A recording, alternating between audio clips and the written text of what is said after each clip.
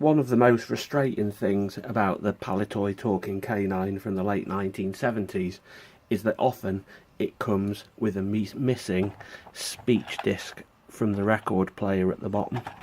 I've probably had it on 3 occasions now where I've picked up a K9 at a reduced price, and the reason the price is reduced is because this disc is missing from the toy, which is obviously some form of old style record that contains the various phrases that K9 says. It's different speech mechanism from that of a talking Dalek. It's the same as Action Man's field radio, and it comes with these records that you can clip and unclip. The reason it does that is because it's double-sided, which means you can fit more than just 3 phrases on it. I think this has got six phrases on it, maybe 1 or 2, either more or less, I'm not sure. So we've got the toy, we've refurbished this one as we've seen in the previous video, but how do you go about replacing this record? It's a good question. What I've done is taken a silicone rubber cast of the record. You can find any amount of videos on YouTube that'll show you how to do this. You've got to be so very careful when you're doing it, and I would definitely advise degassing your silicone rubber to avoid getting any air bubbles. If you get air bubbles on the surface of this, it's going to spoil the record grooves, which will mean you won't achieve what you want to do. So I basically degassed my silicone rubber, made a mould, tipped it in, and then applied some pressure to it in a pressure chamber to make sure that the silicone rubber got as far into all the elements of the disc tracks as it possibly could. There may be other ways to do this that could be better. I don't know whether this will work, but it's something I'm willing to try. So probably I've made an error by making these moulds probably a little bit too thin. So when I'm casting this using my plastic, I'm going to have to ensure that I've put plenty of support into the mould so the thing holds shape of some description. I'm going to build that up now, and then I'll come back and show you what the supported mould will look like.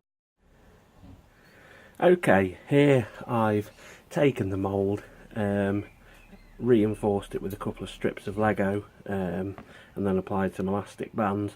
I've not applied the bands overly tight because I don't want it to misshape the mould at all, but then again you don't want it too loose, otherwise you end up with loads of unfortunate flashing on it. So there we go, that's ready and set to go. To do it, I inject the polyurethane resin into the mould using a syringe like this that can be bought off Amazon for a matter of pennies each, so you can reuse them, which is good. The resin I'm using is this kit here, Axon F32 polyurethane resin. You basically apply one part of that to one part of that, mix it together, put it into the syringe and inject it into the mould. This stuff is designed for model prototypes and small parts, and apparently it's a very strong plastic when it dries, or a very strong resin rather. For God's sake, make sure you read the safety warnings on these, and if you're doing it indoors, make sure you put something down so this doesn't get on your carpet or on your floor. I'm doing this in the garage, so I haven't got anything to worry about. It doesn't smell, it's not got a really unpleasant odour, so it's okay. One thing from my past experience doing this is when you're finished, wipe down the bottles, because these caps have a habit of sticking. Because you're working with relatively small amounts of resin, I use and measure it out on a cheap set of jewellery scales like that. So there we go. You generally use about 2 grams of each. This has got a 2-minute pot life, so you've got to get it out of the mixing cup into the syringe pretty quick, then get it mixed, then get it inputted into here. That's why when you make a mould, it's important, if that goes into focus, it's important that you put a hole, an injection hole in that's wide enough so you can get the stuff in fast enough, but you don't want a hole too big that it's going to damage the integrity of the surface. These discs are so delicate, not delicate, that's the wrong word, I've got such an intricate sequence of grooves on it, one mistake and you could leave the whole thing compromised. So it's a bit complicated to do on camera this, so I'll mix it and have do my best at getting this thing done. Because I'm moulding this using such small amounts of resin, I basically get an old drinking cup. These are dead cheap to buy from Sainsbury's or Tesco or Asda or anywhere like that, and I use a trusty old-fashioned paint stirrer stick. I think you get something like 5 of these for £1 from Hobbycraft, and to be honest they're really durable and useful, and can be used time and time again. I think they're a great piece of kit. So that's what I do. I'll pop that on there onto these scales, put in my amount. It's always best to do a little bit too much, pop it into the syringe, and then we'll see where this goes from here. Once I've done it and mixed it, I shall be back.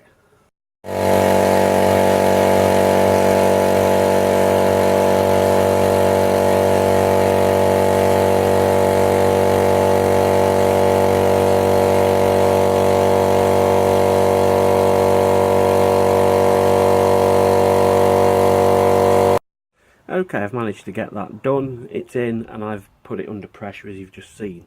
This has got a pot life of 2 minutes and a demold time of 20 minutes, so we're not going to be waiting too long to see a result from that.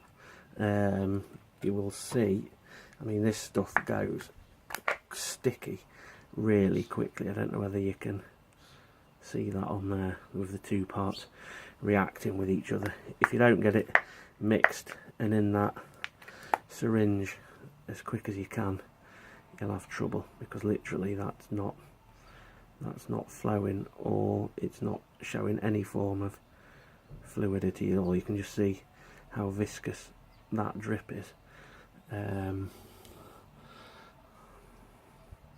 Already it sets really quick, which is good. Now it's going to drop again. Anyway, that's boring, so I'll leave that for a little bit and then I'll take it out that chamber and we can have a look at what we've managed to produce. Okay, here we go. This is my mould. It's been treated under pressure and it's probably 20 minutes since I've poured this in and cast it under pressure. So I'm not confident, never am with these things, but I'm going to take the mould a bit and see how we've done. So here we are with the mould taken off. I'm going to gently peel him open and you will see that that has not worked, which is frustrating. What you'll see is I've got a ton of air trapped in the top here that we've not been able to expel quick enough. The result at the bottom is excellent. If you can see there, that's full of grooves and looks excellent, but where it's gone to pot is on the top. However, having said that, the mould has retained its shape. The record in itself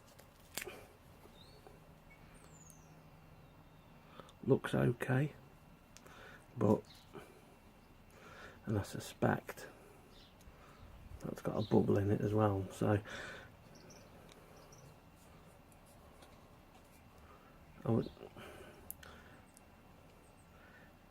that needs a little bit of surgery to the top of that mould, if you can see. Frustrating, but not the end of the world. Okay, here's my second attempt at moulding this record for this K9. I've basically increased the scale and size of the air vent on it, and where we inject the plastic into the mould. When I first started doing this, I actually tried to tip plastic in, tip the resin in, but that didn't work at all. So here we go, just taken the support off that. You can see there where the plastic's dried. I'll now gently peel that back. Hallelujah. I'm not sure whether you can see that, but that, my friends, looks as good as perfect. Because I made the mould quite tight, you'll see that there's not a lot of flashing around that disc, and you should be able to see the grooves on it. So there we go. This is plastic that cures very, very hard, so I'm going to leave it in there for a little while so it hardens a bit more than it is at the minute. It's probably been in for about an hour. Then when that's done, I shall try the moment of truth and see whether that works. My belief is that it probably will, given that there is some form of groove, although the definition probably won't be as good as an original, but isn't that better than nothing? So there we go. When I talk about inlet ports, that's where I inject the plastic in, and that's where the air comes out. So if you ever do it without that vent, the thing's a nightmare. You can't get the air out, so you end up with a big air bubbly mess. To me, let's see if you can pull that in. That looks like a fairly good quality cast. Okay, here is the disc that I've moulded. Really pleased with how it's come out. It's nice and round, it's got lots of detail on it, and I'm fairly hopeful it should work. I've got my best quality K9 that I have in the collection, and I'm going to pop a battery in him and see if it works. So first thing you do with these, I'll see if I can do it on camera, you open this hatch on the bottom like so, and you'll see there's a area there where you can clip the disc like so. I'll pop a battery in, can't see which way positive goes, I think it's that way. So you can see that's gone in like that. Now I'm going to close the hatch.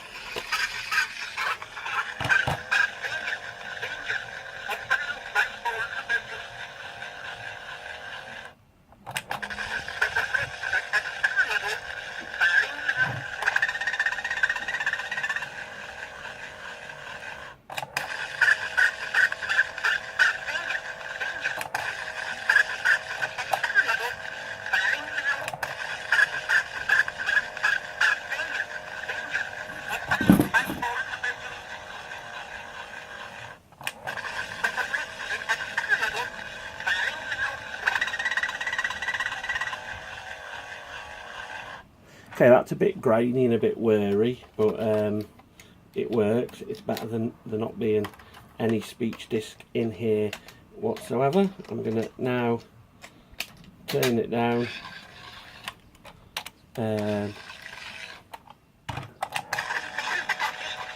Mission accomplished. Gravity read.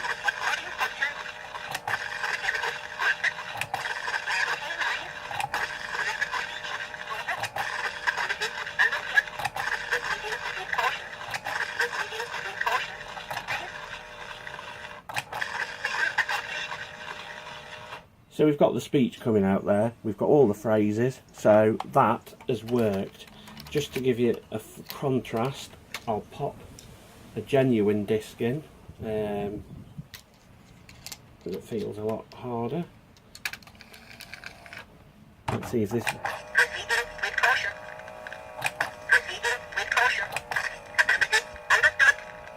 So it's a lot louder, it's a lot crisper than the reproduction, but the reproduction at least has a semblance.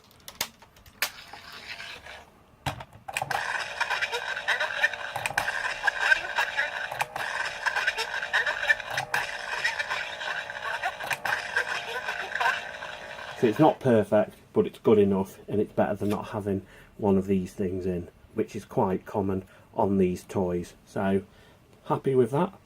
On a next video I will take this one, which is Mr. K9 I've restored in a previous video, which you might or may not have watched. That one's got a Duff voice box in it, so I'll have a go at fixing that. Anyway, thanks for watching. I hope you've enjoyed it. Please click like, please subscribe, and if you want, leave a comment. I'll see you later.